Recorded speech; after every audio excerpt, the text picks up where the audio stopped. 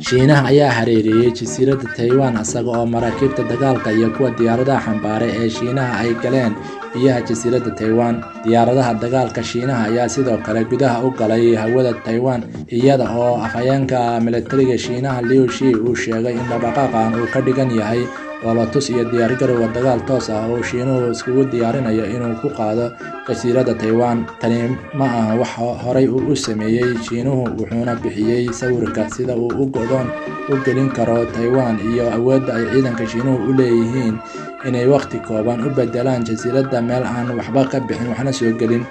Dhanka kale, afhayeen u hadlay dowladda aan aqoonsiga buuxda haysan ee Taiwan ayaa dowladda Shiinaha ku eedeeyay xadgudub ka dhan ah dowladda Taiwan. Waa sida uu hadalka u dhigay.